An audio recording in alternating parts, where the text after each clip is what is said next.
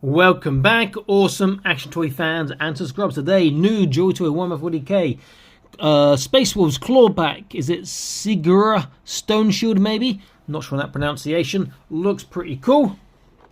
Let's have a look at the box. Nice look at him there, of the actual toy in a posed position. I think I've seen all these parts before except maybe the axe or the hammer.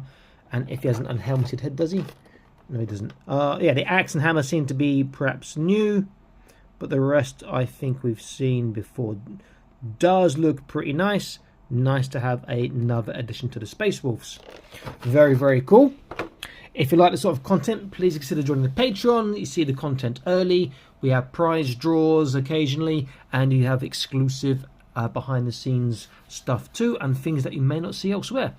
Okay, let me unbox him, set him up, and let's get into this. Okay, here he is, set up in a nice, I'm going to cave or crush your skull, cave in your skull. He can hold that in that position pretty well, wasn't too difficult, which is nice. The only criticism so far I've got is this usual criticism of these body 2.0. Well, two criticisms. One, the shoulder articulation is not as good as it could be improved. We know that a lot.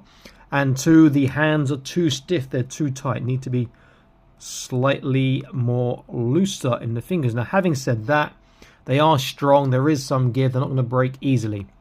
Okay, let's look at the accessories. So this gun we've seen before. Getting a focus here, come on. There we go. Just a two-tone grey and black. This axe, did we see this one before? It looks kind of familiar, I can't remember if we've seen this one before or not. The shield we've definitely seen before with the Thunderwolf Cavalry. And now let's look at the figure and his big hammer. So, seen this before, the hammer is new. Hammer does look very, very nice. A nice use of parts to make a new figure. Looks pretty cool. Okay, so let me just take the hammer out of his hands. Was he holding that backwards? I don't remember, never mind. Okay, let's have a look at him and his articulation. Now he's got ratchets in his shoulders. So, from top to bottom, backpack, the nozzles do turn. On the head, left, right, up, down, side to side. Shoulders, ratchet, small clicks as he goes around. You see already the pauldrons touching. That's as far as the shoulders go. That is terrible. Come on, JoyToy.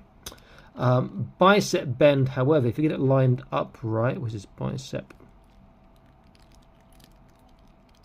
you'll get a very nice bend. You see, that's at 90 degrees already, and you can get more than 90 if the lining up is right.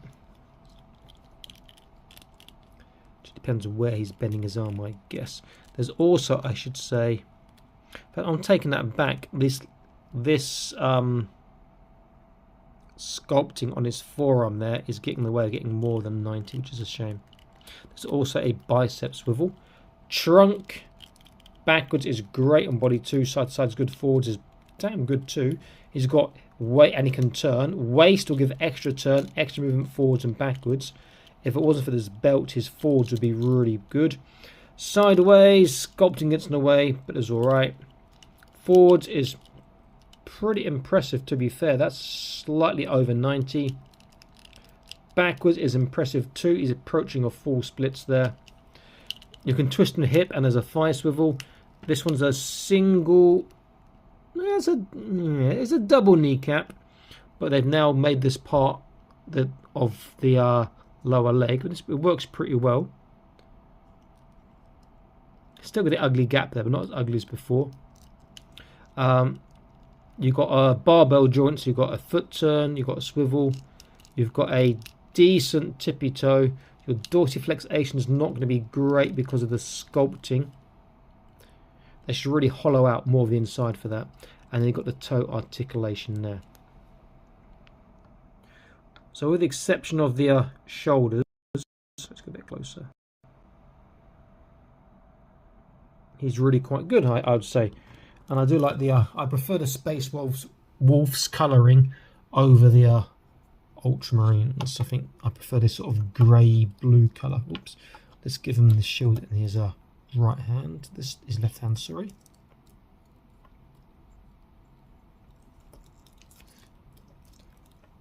I should also mention the handle on the shield, you can turn it around. So if I'm holding this handle here, I can twist around the shield so I get the orientation of the skull the way I want it. Right, let me set him up. We'll do a size measurement and the comparison. Okay, here he is set up. Let's get an idea of size. Should be around about the 12 cm to the top of his head. Let's have a look. Top of his head is about, 12 cm. Top of the backpack, 12.5, 13.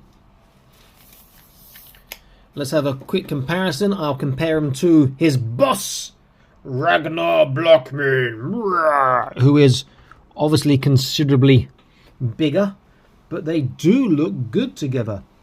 Now, if I compare him to a Body 1, again, the Ultramarines Invicta Warsuit pilot, who's going to be smaller again.